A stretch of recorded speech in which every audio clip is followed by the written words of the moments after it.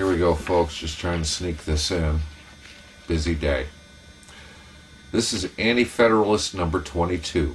Articles of Confederation simply requires amendments, particularly for commercial power and judicial power.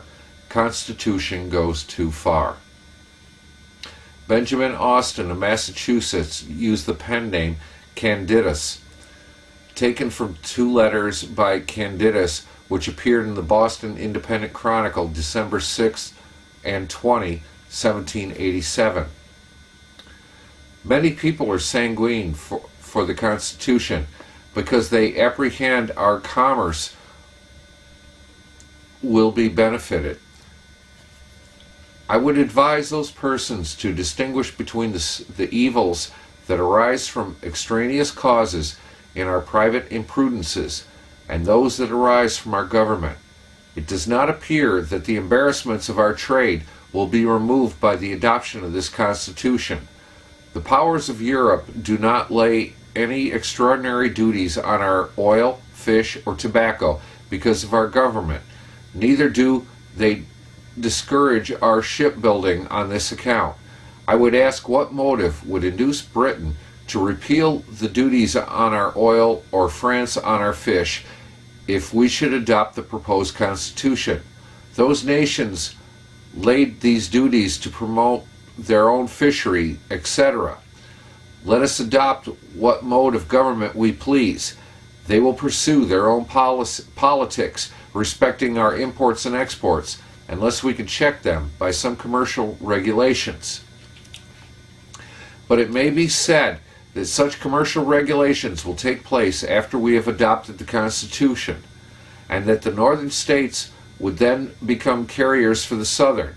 The great question then is whether it is necessary, in order to obtain these purposes, for every state to give up their whole power of legislation and taxation and become an unwieldy republic, when it is probable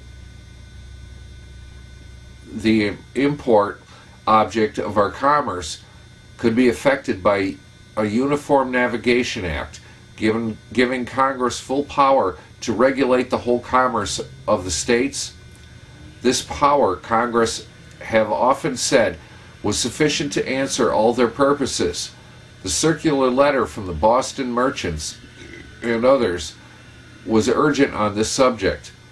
Also, the Navigation Act of this state, Massachusetts, was adopted upon similar principles and was declared by our minister in England to be the most effectual plan to promote our navigation, providing it had been adopted by the whole Confederacy.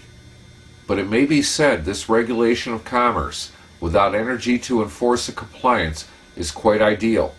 Coercion with some persons seems the principal object, but I believe we have more to expect from the affections of the people than from an armed body of men. Provided a uniform commercial system was adopted and each state felt its agreeable operations, we should have but little occasion to exercise force. But however, as power is thought necessary to raise an army, if required, to carry into effect any federal measure, I am willing to place it where it is likely to be used with the utmost caution. This power I am willing to place upon the Confederated States to be exercised when 2/3 of them in their legislative capacities say the common good requires it.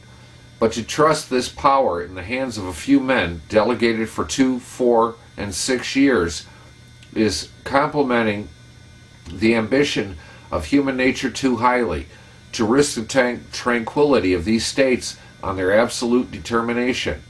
Certain characters now on the stage we have reason to venerate, but through this country is now blessed with a Washington, Franklin, Hancock, and Adams, yet posterity may have reason to rue the day when their political welfare depends on the decision of men who may fill the places of these worthies. The advocates for the Constitution have always assumed an advantage by saying that their opposers have never offered any plan as a substitute. The following outlines are therefore submitted not as originating from an individual, but as copied from the former resolutions of Congress and untitled, with some parts of the Constitution proposed by the respectable convention. Thus being the case, I presume it will not be invalidated by the cant term of anti-federalism. First, that the legislature of each state empower Congress to frame a navigation act to operate uniformly throughout the states, receiving to Congress all necessary powers to regulate our commerce with foreign nations, and among the several states, and with the Indian tribes. The revenue arising from the impost to be subject to their appropriations, to enable them to fulfill their public engagements with foreign creditors. Second, that the legislature of each state instruct their delegates in Congress to frame a treaty of amity, for the purpose of discharging each state's proportion of the public debt, either foreign or domestic, and to enforce, if necessary, their immediate payment.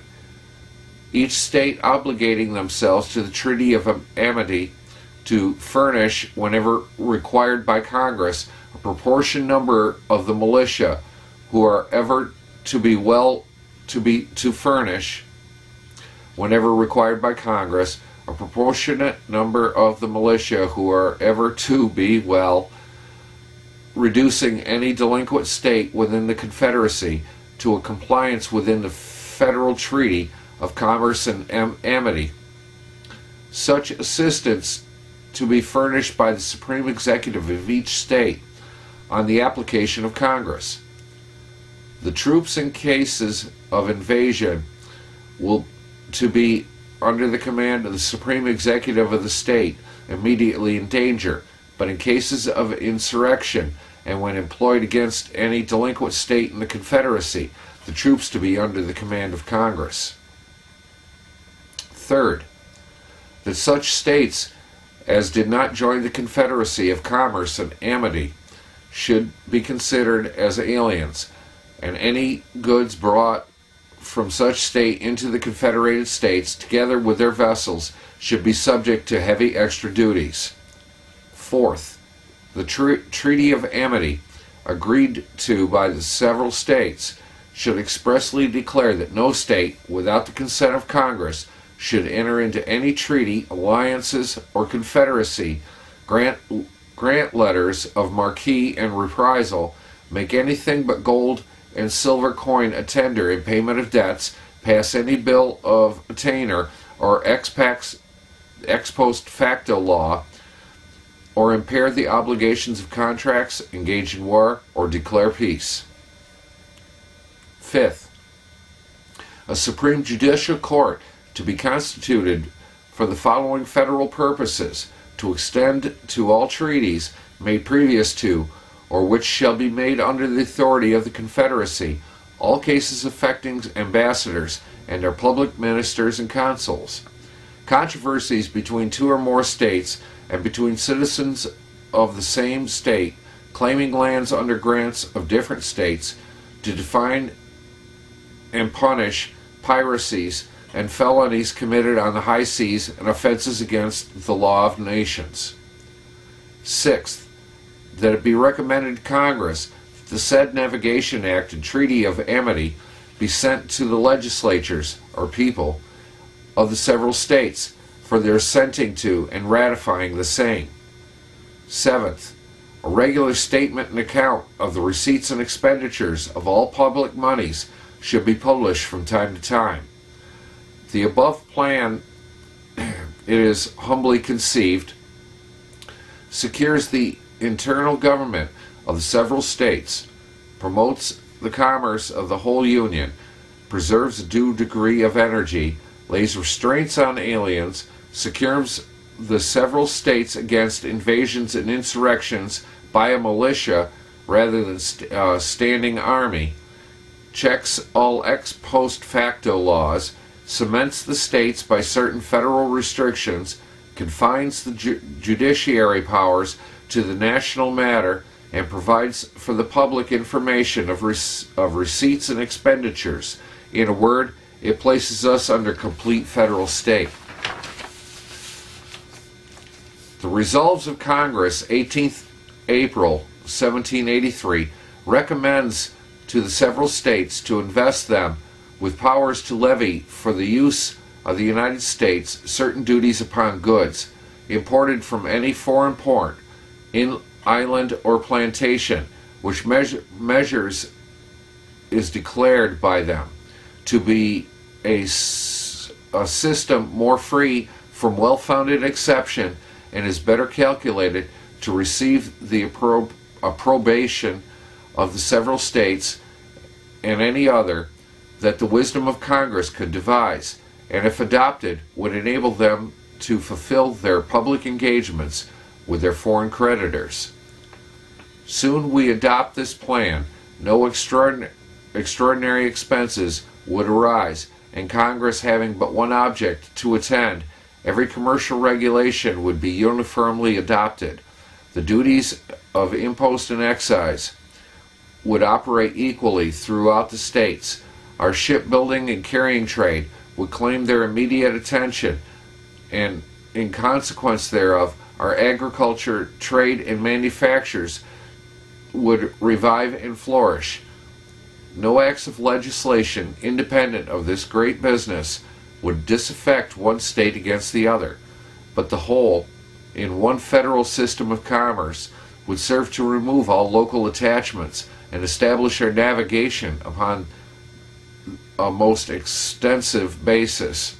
The powers of Europe would be alarmed at our union and would fear lest we should retaliate on them by laying restrictions on their trade. These states, by the blessing of heaven, are now a very tranquil state. The government in particular has produced an insistence of energy in suppressing a late rebellion which no absolute monarchy can boast.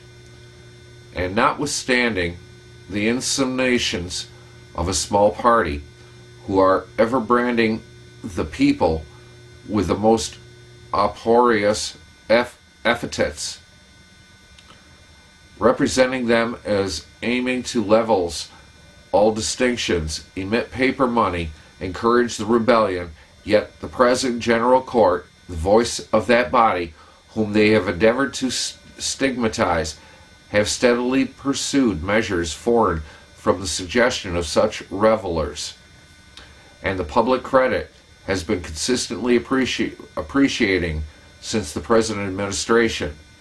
Let us then be cautious how we disturb this general harmony.